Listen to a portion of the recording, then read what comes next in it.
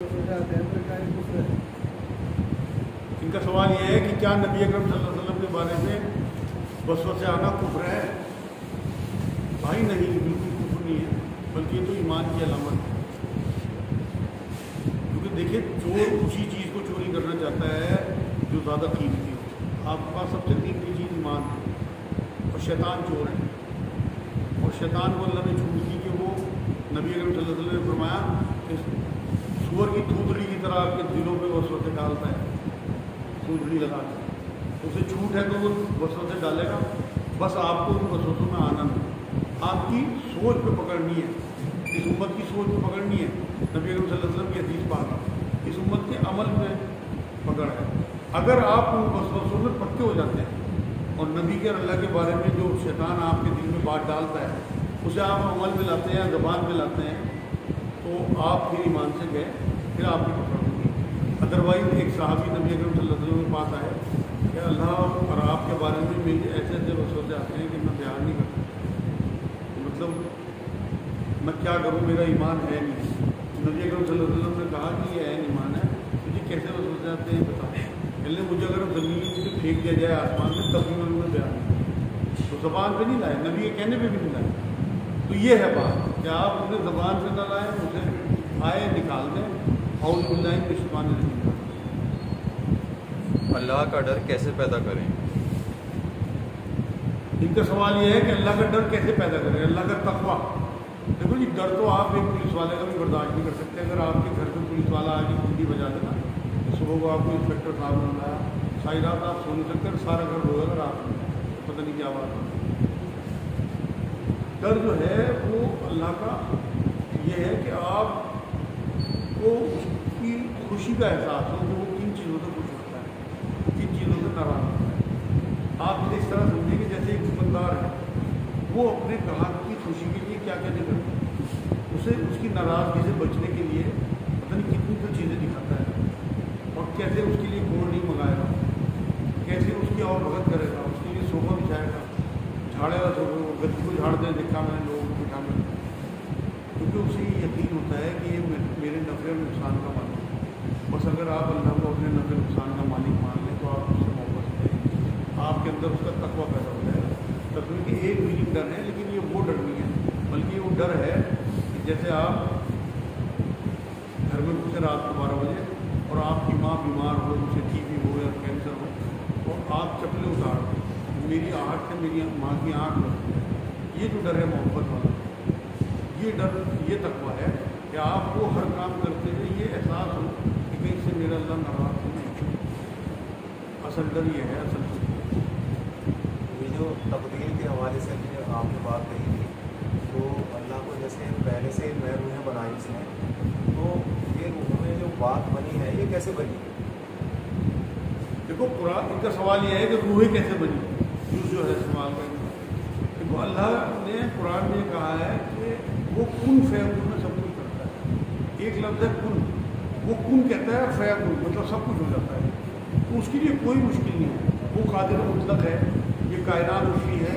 उसने एक कुन में, नबी अकरम सल्लल्लाहु अलैहि वसल्लम फरमाते हैं कि अल्लाह ने पहले मेरा रूह बनाया, उससे भी सारी चीज़ें बनाई, तो उसने एक कुन में नबी अकरम सल्लल्लाहु अलैहि वसल्लम बनाया, बाकी एक उसमें पूरी कायनात वजूद में आएगी, उसी को उसकी हुई। दुनिया में ये आम तौर से ऐसा तरीका है कि जब चाहे कोई इंडिविजुअल है, चाहे कोई ऑर्गेनाइजेशन है, जब वो किसी गोल को अचीव करने में नाकाम हो जाते हैं, तो वो बाद में अपनी नाकामियों का ज़्यादा ले, और उसमें फिर कोई समझे कि ये स्ट्रेटेजी गलत थी, एक्शन बनानी गलत था, कि अगर हमारी स्ट्रेटेजी हिकमत अमली कुछ और होती तो नतीजा कुछ और होता।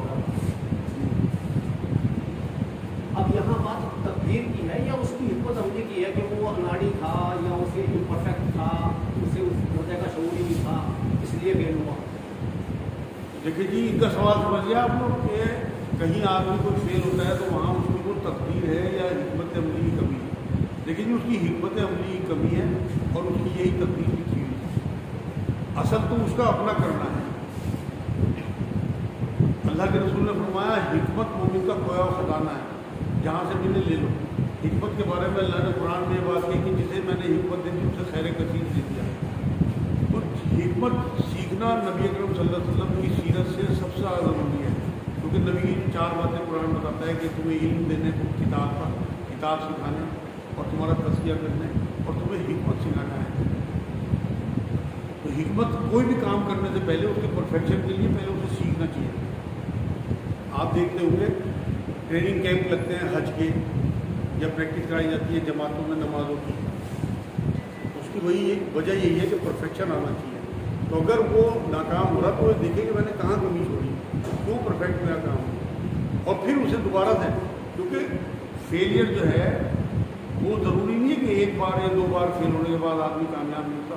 جائز لے جو بات آپ کہہ رہے ہیں، میری پرفیکشن میں کہاں کمی تھی، پھر دوبارہ قدم بڑھائے، انشاءاللہ کامیاب ہو جائے۔ سوال یہ ہے کہ قرآن یا حدیث میں سب کچھ ہے، پھر استاد کی کیا ضرورت ہے؟ ان کا سوال یہ ہے کہ قرآن و حدیث میں سب کچھ موجود ہے، پھر استادوں کی کیا ضرورت ہے؟ بھائی ریمائنڈ کرانے کے لیے بات یہ ہے کہ کتابوں میں تو واقعی اب آپ اسکول جاتے ہو، کتاب میں سب کچھ ہے، اس کے بعد استاد میں ضرورت پڑتی ہے اسے سمجھنے کے لیے۔ اب نبی اکرم صلی اللہ علیہ وسلم کی حدیثیں موجود ہیں، قرآن کی آیتیں موجود ہیں، قرآن کی آیتیں آپ حضور کی حدیثوں کے بغیر نہیں سمجھ سکتے، اور حضور کی حدیثیں جو ہیں وہ آپ علماء دین کے بغیر نہیں سمجھ سکتے جنہوں نے علم حاصل کیا حدیثوں کا۔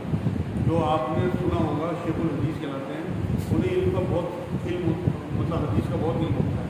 تو چیزوں کو ریمائنڈ کرانے کے لیے اب آپ کے ساتھ سب کچھ ہے، قرآن کی حدیث، اس کے بعد بھی ہم گمراہی میں ہیں، اس کے بعد بھی ہم گناہ کرتے رہتے ہیں۔ تو ان گناہوں سے بچنے کے لیے اور راہ راست پہ لانے کے لیے استاد کی ضرورت ہوتی ہے یا ٹیچر کی ضرورت ہوتی ہے۔ کیا فرض پورے نہ کرنے والوں کی سنت نفل وغیرہ قبول نہیں ہوں گی؟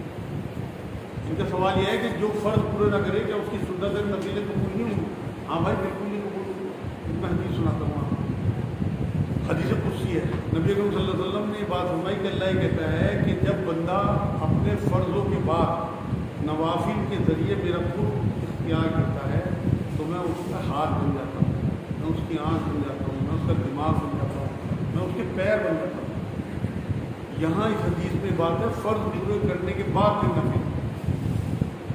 آپ خود سوچو، نفل جو ہے وہ نفل سے بنا، سنت ساری نفل ہیں، سنت وہ کہلائی ہیں جو نبی اکرم صلی اللہ علیہ وسلم نے نفلی کام کیا، اور نفل سے بنا، اور نفع اصل کے بعد ہے، فرض اصل ہے آپ کی۔ اگر آپ کے فرض پورے نہیں ہیں تو آپ کو نفع کام نہیں دے گا، آپ کا نفل سے بنا تو نفع ہے نہیں۔ بھائی آپ نے 100 روپئے کی کوئی چیز لی اور آپ نے اسے 110 کی بیچی اور ادھار بیچ دی، 100 آپ کے آئے، 10 روپئے آپ کے ہاتھ میں آ گئے، آپ خوش ہو رہے ہیں کہ مجھے 10 روپئے کما لیے۔ میں نے کہاں کما لیے؟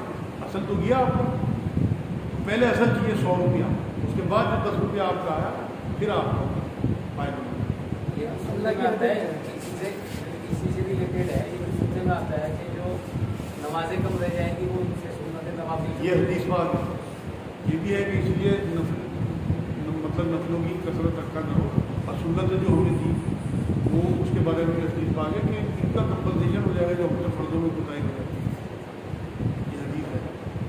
آپ کہتے ہیں اللہ کی حدیں کیا ہے؟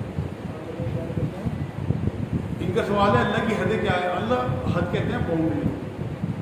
اب اللہ کی جو شریعت ہے وہ اس نے ہمیں باؤنڈری کے طور پہ دے دی کہ ہمیں اس حد سے باہر نہیں جانا۔ ہر چیز کی، تجارت کی ہو، شادی کی ہو، رشتہ داری کی ہو، رشتوں کی ہو، غصے کی ہو، یا بیوی کے پاس تعلق رکھنے کی ہو، ہر چیز کی ایک حد ہے، اور وہ باؤنڈری جو ہے انہیں اللہ نے کہا کہ میری حدوں کو پار نہ کریں۔ آپ اسے اس طرح سمجھو کہ جتنے بھی اللہ کے نہ ماننے والے لوگ ہیں ان کے لیے 1000 میٹر کی دوری ہے جس دائرے میں انہیں رہنا ہے، اس سے باہر نہیں ہو جاتے۔ قرآن میں اللہ کہتا ہے کہ تم میری حدوں سے نکل ہی نہیں سکتے جب تک میری اجازت نہ ہو۔ جو اللہ نے حد طے کر دی کائنات کی، ان سے باہر نہیں جا سکتے، نہ جن نہ انسان، سورہ رحمان میں کہا۔ لیکن مومنوں کے لیے اس حد کو اللہ رب العزت نے سمیٹ دیا، ان کے لیے کچھ چیزیں حرام قرار دی، لیکن وہ حد بھی 700 میٹر ہے، 300 میٹر میں کچھ چیزیں حرام ہیں جنہیں اگر وہ رکا رہتا ہے مومن تو اس کے بدلے میں اسے جنت ملتی ہے۔ تو باؤنڈری جو ہے نا، حد کہتے ہیں باؤنڈری کو، جیسے کسی بھی آپ بادشاہ ہو اس کی ایک حد ہوتی ہے، اس کا قلعہ ہوتا تھا، وہ قلعہ حد ہوتی ہے، تو اللہ رب العزت کی جو حد ہے وہ ایک باؤنڈری ہے، اس سے باہر نہیں آپ نے جانا۔ اگر اللہ کا حکم رہنا ہے تو اس کی باؤنڈری کے اندر اندر ہے، جو اللہ کی حدوں سے باہر نکلتا ہے وہ پھر اللہ والے نہیں ہے۔ سوال یہ، ماں کی याद आती है, मौत को भूल नहीं पाते, क्या करें? इनका सवाल यह है कि माँ की डेथ हो गई, उसको भूल नहीं पाते, क्या करें? भाई एक तो हदीस सुन लें पहले। नबी करीम सल्लल्लाहु अलैहि वसल्लम ने फरमाया तमाम मैयतों के लिए 3 दिन का शोक है, माँ हो, बाप हो, भाई हो, बहन हो, बेटा हो, बेटी हो। सिर्फ औरत को 4 महीने 10 दिन का सूद दिया गया, वो इद्दत की जो मुद्दत होती है अपने शौहर के लिए। नबी करीम सल्लल्लाहु अलैहि वसल्लम ने फरमाया कि जिसके माँ बाप गुजर जाएँ और उसे वो चाहता हो कि उन्हें खुश रखे, तो उसके रिश्तेदारों के साथ बेहतरीन थी। अपनी माँ की बहनें हैं, अपनी माँ के भाई हैं, उनके साथ बेहतर सलूक करें। एक और हदीस में याद दिलाता हूँ आपको, नबी ने फरमाया एक बार सल्लल्लाहु अलैहि वसल्लम कि तेरे 3 वालिद हैं, जिसने तुझे जन्म दिया, जिसने तुझे तालीम दी, जिसने तुझे बेटी दी। आपके जो इनलॉज हैं आप उनकी खिदमत शुरू करते हैं, अपनी माँ समझ के, अपनी सास। इंशाअल्लाह ताला आपका कोई मज़ा आने लगा कोई क्यों, अगर आपने इस हदीस का मतलब कि अपनी माँ को, अपनी सास को अपनी माँ समझ के बिल्कुल उसी तरह मोहब्बत, उसी तरह खिदमत और उसी तरह उसका एहतराम शुरू करें। जनाजे की दुआ अगर याद ना हो तो क्या पढ़ें? इनका सवाल ये है जनाजे की दुआ अगर याद ना हो तो क्या पढ़ें? भाई जनाजे में जो तकबीरें होती हैं, पहली तकबीर के बाद तो आप सना पढ़ दें, अगर दुआ याद हो। दूसरी तकबीर के बाद आप दुरूद पढ़ दें, और तीसरी तकबीर के बाद या दूसरी के बाद आपको अलहम्दुलिल्लाह शरीफ पढ़नी चाहिए, और फिर दुरूद शरीफ पढ़ना चाहिए, और कोई दुआ पढ़नी चाहिए, और चौथी में सलाम चाहिए। क्योंकि सूरह फातिहा के बारे में आता है कि बिना सूरह फातिहा के कोई नमाज नहीं। अब ये हमारे खित्ते में सूरह फातिहा नहीं पढ़ी जाती जनाजे की नमाज, लेकिन मैं आपको ये बात बता रहा कि नबी करीम सल्लल्लाहु अलैहि वसल्लम की बात हमारे लिए ज़्यादा बड़ी है बनिस्बत हमारे कोई मामले। तो हमें सूरह फातिहा साथ में दुरूद शरीफ पढ़ना और आखिरी तकबीर के बाद सलाम देना, उससे पहले एक कोई दुआ भी पढ़ना। यह सफर में तयम्मुम किया हुआ कब टूटेगा? इनका सवाल ये, सफ़र में किया हुआ तयम्मुम कब टूटेगा? भाई जब भी पानी आपको मिल जाए आपका तयम्मुम खत्म हो जाता है। पानी का मिलना इस बात की अलामत है कि अब आप तयम्मुम में नहीं, अब आप वज़ू में नहीं, तो आप बिल्कुल जहाँ आपको पानी मैसर आया आपका तयम्मुम। हुज़ूर सल्लल्लाहु अलैहि वसल्लम नूर थे या बशर थे? ये बड़ा मुश्किल सवाल है। इनका सवाल ये है कि हुज़ूर सल्लल्लाहु अलैहि वसल्लम नूर थे या बशर थे? भाई नबी करीम सल्लल्लाहु अलैहि वसल्लम ने बात फरमाई कि अल्लाह ने सबसे पहला मेरा नूर बनाया। मैंने शायद अभी किसी उसमें बताया था जी, उस हुज़ूर सल्लल्लाहु अलैहि वसल्लम नूर है, लेकिन उसके बाद वो अल्लाह के हुक्म से बशर की हैसियत से भी आए। जंग उहद में उनकी चोट लगना, उनकी औलादों का मरना, या उन पर जुल्म होना, या उन्हें जंगों में तकलीफें पहुँचना, सहाबा किराम की मौतें झेलना या औलादों की मौतें झेलना, ये सब बशर की होने की अलामत है। खुद नबी करीम सल्लल्लाहु अलैहि वसल्लम ने बात कही है कि ए नबी से कह दो कि मैं तुम्हारी तरह एक बशर हूँ। मगर वो मुसलमानों से नहीं कहलवाई अल्लाह ने, बल्कि काफिरों के सामने, जो मुशरिकीन मक्का थे उनके सामने कहलवाई बात कुरान में जिक्र है। तो नबी अकरम सल्लल्लाहु अलैहि वसल्लम नूर से और अल्लाह के हुक्म से बशर की हैसियत में भी आए। नबी अकरम सल्लल्लाहु अलैहि वसल्लम के मामले में आप कुछ नहीं समझ सकते, हमारा इल्म बहुत कम है, हम बहुत छोटे लोग हैं, हमारी ज़बानें बहुत छोटी हैं। हुजूर की बहुत सारी हकीकतें हैं, कि इस मौजूद में बात करेंगे इंशाअल्लाह। ये जो 63 साल की ज़िंदगी आपको यहाँ नबी में मिलती है, ये हकीकत मोहम्मद ही है। यहाँ नबी का नाम मोहम्मद था सल्लल्लाहु अलैहि वसल्लम। एक हकीकत नबी की अहमद ये है, आसमानों में हुज़ूर सल्लल्लाहु अलैहि वसल्लम का नाम अहमद है, वो हकीकत अहमद की कहलाती है। जो यहाँ आने से पहले नबी अकरम सल्लल्लाहु अलैहि वसल्म आसमान में थे, यहाँ से रिसाले मुबारक के बाद पर्दा फरमाने के बाद फिर आसमानों में, और मुकाम महमूद के फ़ायदे हैं जो आप दुआ पढ़ते हैं ना अज़ान के बाद, वो एक और हकीकत है नबी अकरम सल्लल्लाहु अलैहि वसल्लम की, जो मुकाम महमूदी कहलाती है। मुझे झूठ नहीं आ रही बात करते, ये काबा शरीफ है, ये कुरान शरीफ है, ये सब हुजूर की हकीकत है। कभी इस पर इंशाअल्लाह तफसील से आप लोगों को बताऊँगा। तो नबी अकरम सल्लल्लाहु अलैहि वसल्लम नूर से, और उसके बाद जो भी शक्ल अल्लाह ने चाहिए उस नूर से। ये समझो कि नबी अकरम सल्लल्लाहु अलैहि वसल्लम का नूर बना के अल्लाह ने, आपने देखा होगा कि आप एक चार्जर से 100 मोबाइल चार्ज कर दो, 10,000 चार्ज। कोई भी चीज़ आपने बनाई और उसे चार्ज किया तो चार्ज मिलती है। हुज़ूर सल्लल्लाहु अलैहि वसल्लम चार्जर है इस कायनात। तमाम चीज़ें बनाई अल्लाह रब्बुल इज़्ज़त ने और चार्ज किया नबी अकरम सल्लल्लाहु अलैहि वसल्लम। चलो इंशाल्लाह इस पर ये दिन करूँगा बात, आज तो खैर टाइम कम रह गया। कोई अमीर या नौकरी पेशा औरत अपने बेरोजगार मर्द को ताना दे जलील करे तो क्या ठीक है? इनका सवाल यह है कोई नौकरी पेशा औरत या कोई पैसे वाली औरत खर्च करती हो अपने शौहर पे बेरोजगार की वजह से और उसे जलील करे और उसे ताना दे तो क्या ठीक है? बिल्कुल जायज़ नहीं है मेरे पास। नबी अकरम सल्लल्लाहु अलैहि वसल्लम के पास एक सहाबी गए, उन्होंने पूछा कि जी बेरोजगार कोई शख्स हो और वो अपनी बीवी के खर्चे पे ज़िंदगी गुजारता हो, उन्होंने सल्लल्लाहु अलैहि वसल्लम ने कहा कि उसके पास खजाने भी हो तो वो बिल्कुल उन्हें इस्तेमाल कर सकता है। खुद नबी की बात देखो ना, पहली बीवी हज़रत खदीजा रज़ियल्लाहु ताला अन्हा, उनके माल को ही इस्तेमाल किया, उन्होंने खुद हिबे किया नबी अकरम सल्लल्लाहु अलैहि वसल्लम। लेकिन कुरान ये कहता है कि जिसने एहसान करके जता दिया तो उसने अपने उस सदक़े को, उस एहसान को ज़ाया कर दिया। उस बीवी को ये चाहिए कि वो वक्त अपने शौहर के साथ अच्छे से गुजारे। अल्लाह ने उसे इस काबिल बनाया कि वो किफ़ालत कर रही, तो ऐसा ना हो कि वो उसका नाजायज़ फ़ायदा। ये वो जो बात आई है कि जिसने इल्म सीखा है वो उस्ताद भी बाप के दर्जे में है, तो अब जो उस्ताद ऐसे हैं कि जिसने कोई प्रोफेशनल नॉलेज दी, कोई जानकारी उससे रोटी रोटी कमाने की मिली, तो क्या उसे उसी जमरे में रखें? आप बिल्कुल उन्हें उसी तरह ही समझना चाहिए। आप अल्लाह के करीब हो जाओ। अब मेरे अभी कुछ दिन पहले एक संस्कृत के मेरे उस्ताद थे, छत्रपाल नाम था उनका, अभी की बात है मेरे ख्याल 2-3 साल पहले। अब मुझे तो छोड़े भी, उनका जो मैंने स्कूल छोड़ा है वो छोड़ा 78 में और वो मेरे पास 18 में आए। कितने साल हुए? 40 साल। मुझे पता लगा कि इस तरह वो मरीज देखता है, उन्हें कोई दिक्कत नहीं हुआ है। आप यकीन करो, मैं उनके खड़ा हो गया, उन्हें चिपट गया, रोने लगा। हालांकि वो सख्त आदमी था, मगर मुझे उसने संस्कृत ऐसी सिखा दी थी कि मैं आज तक संस्कृत में मतलब टॉप करता था मैं क्लास में, हिंदी मुसलमान होता, लेकिन उसकी सख्ती ने मुझे संस्कृत सिखा दी, मुझे आती थी।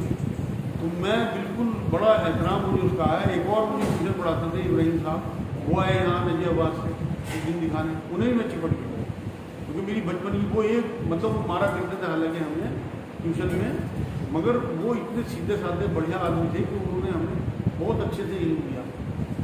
तो मैं ये बात बता रहा आपको कि आप अगर उन्हें वाकई वो एहतराम दोगे तो बल्कि वो उनकी आंखों की आंसू आए, क्योंकि मैं तो बुढ़ा हो गया, सफ़ेद दाढ़ी सफ़ेद बात, तो उन्हें फिर एहतराम देना, हालांकि मेरे से 10-12 साल ही बड़े हुए। उल्टा लेटना सोते वक्त ठीक है? इनका सवाल है कि सोते हुए उनका लेटना ठीक है? बिल्कुल ठीक नहीं है भाई। नबी सल्लल्लाहु अलैहि वसल्लम ने इसे कहा कि जहन्नमियों की अलामत है, इसलिए बिल्कुल अगर अब आपके बच्चों को भी आदत हो तो उन्हें सीधा लिटाया, बिल्कुल ठीक है। टाइम क्या होगी? करवट से लेट सकते हैं ना? करवट से तो लेट सकते हैं। करवट से नबी अकरम सल्लल्लाहु अलैहि वसल्लम ने सुन्नत है, सीधी करवट से लेटा है। एक सवाल और है औरतों के हवाले से, क्या औरतें जूड़ा बांधकर नमाज पढ़ सकती हैं? इसका सवाल है कि क्या औरतें जूड़ा बांधकर नमाज पढ़ सकती हैं? बिल्कुल पढ़ सकती हैं। जो नबी अकरम सल्लल्लाहु अलैहि वसल्लम की हदीस पाक है कि बालों को लपेट के नमाज ना पढ़ो या मोड़ो ना कपड़े को, वो मर्दों के लिए है, औरतों के लिए। औरतें किस तरह बाल खोलती फिरेंगी, फिर किस तरह बनाती फिरेंगी, ये हिकमत है यार, ये समझा करें बात। ये हमारे यहाँ पता नहीं ज़रा ज़रा की बात को उसका बहुत ज़्यादा उसे बढ़ा चढ़ा के फिर उसमें लोगों को परेशानियों में डालते हैं लोग। ये मर्दों के लिए है क्योंकि उस टाइम मर्द लंबे लंबे बाल रखते थे और फिर जूड़ा जो है वो दूसरी कौम की अलामत थी, इसलिए नबी ने मना फरमाया कि भाई बाल बांध के नमाज ना पढ़ो। जब तकब्बुर की वजह से अपने हाथ पैरों में जो कपड़े हों उन्हें मोड़ना मत, ये औरतों के लिए नहीं होता। जैसे किसी ने अगर अपनी बेटी का दूध पिया हो बचपन में, क्या उसकी बेटी से निकाह हो सकता है? बचपन में कितनी उम्र है मेरे भाई?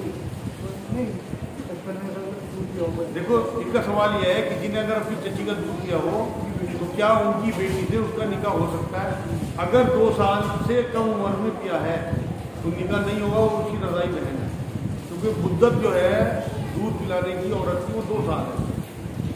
और अगर 2 साल से उम्र ज़्यादा थी, 5-6 साल थी, बाजार से दूध मुँह में ले लिया, चची का बच्चे जैसे ले लिया 4-5 साल में, और वो दूध आ भी गया उसके मुँह में, तो कोई रज़ाई बहन नहीं हुई, वो उसकी दूध की उम्र निकल चुकी, तो इसलिए वो निकाह हो सकता है। तो उसमें उम्र देखनी होगी और बेहतर यह है कि उम्र लिख के फिर उसके बारे में फतवा लिया जाए, आलिम से गुजारा जाए। میں نے آپ کو بتا دیا کہ قرآن جو کہتا ہے وہ 2 سال کی عمر بتاتا ہے دودھ پلانے کو. اس عمر میں اگر دودھ پی لیا اور بچے کی عمر اپنی چچی جب دودھ پلا رہی تھی اپنی بچی کو اور بچے کی عمر 2 سال سے کم تھی, دونوں نے دودھ پیا ماں کا, تو وہ رضائی بہن ہو گئی, اس سے نکل نہیں. چھوٹا سوال ہو رہا ہے, مطلب آپ جو دعائیں بتاتے ہیں علاج کے دوران وہ کب تک پڑھیں؟ ان کا سوال یہ ہے کہ ہم جو تسبیحات اور دعائیں بتاتے ہیں وہ کب تک پڑھی جائیں. بھائی وہ آپ دعائیں اور تصویر جو ہیں وہ ایک طرح کا تحفہ ہے جو آپ اللہ کو دیتے ہو. تو ایسا کر لیا کرو کہ اگر کام ہو جائے تو اسے کم کر دیں, لیکن چھوڑ دینی چاہیے. میرے نزدیک پڑھتے رہنا چاہیے, کم پڑھ دیں. ان کا سوال یہ ہے کہ کیا بغیر وضو کے قرآن پڑھ سکتے ہیں؟ بالکل پڑھ سکتے ہیں, کیونکہ کوئی قرآن کی آیت یا کوئی حدیث بات سے بات ثابت نہیں ہے کہ قرآن کے لیے وضو کرنا ضروری ہے. لیکن اگر کرو گے تو بہت فضیلت ہے. جتنا اہتمام کرو گے اللہ کا کلام ہے تو یہ تقوی کی بات ہے. فتویٰ یہ ہے جو میں بتا رہا کہ کوئی آیت یا کوئی حدیث نہیں ہے, لیکن اگر آپ وضو کر کے پڑھو گے تو اس کی نور دیکھنا آپ نورانیت کیسی آتی ہے اور اس سے کہتا ہے ایمان کو آتی ہے. تو میری رائے یہ ہے کہ اگر بہت مجبوری نہ ہو تو وضو کر کے پڑھیں, اور ترجمہ تو آپ کیسے پڑھیں. اس میں ایک فرق یہ ہے کہ یہ سنا ہے کہ کر تو سکتے ہیں لیکن ہاتھ میں ایسے سنتے ہیں کہ بنا وضو کے ہاتھ نہیں لگتے. کس نے کہا؟ ان کا سوال یہ ہے کہ بنا وضو کے ہاتھ نہیں لگا سکتے. یہ سنی جاتی ہے. نہیں, بالکل غلط ہے. تو کر سکتے ہیں بالکل. دیکھو ایک بات ہو, آیت جو ہے نا وہ سورہ واقعہ کی آیت ہے, شاید 57 یا 56 نمبر آیت سورہ واقعہ کی, کہ اسے پاک لوگ ہی چھو سکتے ہیں. قرآن کے بارے میں نبی نے فرمایا کہ مومن کبھی نجس نہیں ہوتا. آپ تو ناپاک ہو ہی نہیں. صرف ایک بار یہ بات فرمائی کہ کوئی جنبی, مطلب جو ناپاک ہوتے ہیں لوگ, کسی نے جبا کیا ہو یا احترام ہوا ہو, وہ قرآن کو نہ چھوڑے. یہ نبی کی حدیث ہے. تو اگر کسی نے جبا کیا ہوا ہو یا کسی کو احترام ہو گیا ہو, جب تک طہارت حاصل نہ کر جائے وہ نہ چھوڑے. باقی بنا وضو پہ چھو پڑھو, کوئی حرج نہیں ہے. لیکن میں نے بتا دی فضیلت وضو کرتے ہیں. دیکھو ایک بات بتاؤں گا, یہ طہارت کی بات ہے. مومن سارے طاہر. نبی اکرم صلی اللہ علیہ وسلم فرمایا نبی وہ مومن کبھی نجس ہو نہیں سکتا. ایک صحابی نکلے گھر سے کسی کام سے, جب بھی تھے جمع کیا ہوا تھا, تو نبی اکرم صلی اللہ علیہ وسلم ملے. نبی تو خود مسافہ کرنے کے لیے ہاتھ بڑھاتے, حضور نے ہاتھ بڑھایا تو انہوں نے ہاتھ پیچھے گھیر دیا. حضور نے کہا جب بھی ہوں میں نے جمع کیا, ابھی میں نے غسل نہیں کیا. حضور نے نا ہاتھ اس کا کھینچ کے ملایا کہ مومن کبھی بھی نجیس نہیں ہوتا. اتنی بڑی بات ہے. نبی اکرم صلی اللہ علیہ وسلم خوب ٹچ کر رہے ہیں. اور حائض عورت کو بچنا چاہیے کیونکہ وہ بھی اسی شکل میں آتی ہے. حائض عورت جو ہے وہ ناپاکی کی شکل میں آتی ہے جب تک وہ غسل نہ کر لیں. قرآن کہتا ہے حیض سے دور ہو, یہ گندگی ہے, جب تک وہ غسل نہ کر لیں. وہ آپ کی جو مباشرت کی آیت آئی تھی شاید پچھلے ہفتے, لیکن وہ جب تک غسل نہ کرتے وہ بھی طہارت حاصل کریں گی, نہ چھوڑیں گی. کوئی حدیث جو ہے آپ کو اس کی اجازت نہیں دیتی. ہاں مطلب غسل کرنے کے بعد وہ چھوڑ سکتی ہے. کوئی قرآن اسے یاد ہو زبانی تو وہ پڑھ سکتی ہے, زبان پاک ہوتی ہے. اور غیر مسلم کے لیے کیا معاملہ ہے کلام پاک کا, وہ لے سکتا ہے؟ آپ دیکھو, آپ خود ہی جواب دیکھو نا, جگہ جگہ قرآن دکانوں پہ رکھے ہوئے ہیں. آپ کو جا کے 50 روپئے میں قرآن خرید جگہ چھو دے گا, یہ تو آئے چھٹی ہو جائے گی. تو اس لیے میں یہ اچھا کیا آپ نے سوال نہیں کیا. لیکن نبی اکرم صلی اللہ علیہ وسلم نے جتنے بھی غیر مسلم بادشاہوں کو خط لکھے ہیں ان کی شروعات بسم اللہ شریف سے کی. بسم اللہ اپنے آپ میں ایک آیت ہے نا قرآن میں, اور زیادہ تر خطوں میں حضور نے قرآن کی آیتیں ضرور لکھی. یہاں تک ہوا کہ قرآن کی آیتیں لکھی تھی اور ایک ظالم بادشاہ نے تو پھاڑا اسے خط کو اور پیروں حالانکہ اس کی سلطنت ختم کر دی اللہ نے. لیکن نبی ضرور لکھ کے بھیجتے تھے آیتیں قرآن, تو وہ غیر مسلموں کو بھیجتے تھے نہیں. تو غیر مسلموں کو قرآن دینا, انہیں چھوڑنا بالکل جائز ہے. وہ ہمارے بھائی ہیں. قرآن کو اللہ نے کہا کہ ہدی للناس, یہ تمام انسانوں کے لیے ہدایت ہے, انسانوں کے لیے آئی تمام. سورہ بقرہ کی آیت ہے 85 پر آیت پڑھنا. تو اس لیے قرآن بالکل دیا بھی کریں اور خود بھی پڑھا کریں, چھوا بھی کریں. ترجمہ آپ اپنے سرانے رکھیں, اپنی میز میں رکھیں, ہر جگہ آپ کا ترجمہ ہونا چاہیے. آپ دیکھو کہ اللہ کیا کرتا ہے. میرے خیال آج ٹائم زیادہ ہو ایک گیا. سوال ہو رہا ہے ہاں. کہ نئی دکان میں قرآن خوانی کس سے کرائیں؟ ان کا سوال آخری سوال ہے بھائی آج کا کہ اگر نئی دکان کھول لیں تو اس میں قرآن خوانی کس سے کرائیں؟ بھائی میرے نزدیک تو خود کرنی چاہیے. آپ کے گھر والے، آپ کے بھائی، آپ کے والد، آپ کی والدہ جس دن کھولنی ہو اس سے پہلے رات میں دکان کھولیں اپنے گھر سے. عورتوں کو، مردوں کو، سب کو لائیں جو قرآن پڑھیں نا، خود پڑھیں وہاں پر. کیونکہ جو جذبات آپ کے گھر والوں کو ہو جائیں گے وہ جذبات کسی کے نہیں ہو سکتے. کیا آپ کتنی مولوی بلا لو وہ جذبات نہیں آ سکتے. اس لیے خود پڑھیں. لیکن میں اس میں ایک بات جوڑ دوں میرے بھائی، قرآن خوانی تو آپ خود بھی پڑھ لو، سورہ فاتحہ پڑھ کے بیٹھ جاؤ، کسی کو نہ بلاؤ گھر والوں. حضرت عمر کے پاس جب کوئی آتا تھا کہ میں نئی دکان کھول رہا ہوں میں کیا کروں، تو کہتے ہیں تم نے حرام حلال کا علم سیکھ لیا تجارت کا. اگر وہ کہتا تھا نہیں سیکھا تو منع کر دیتے دکان میں.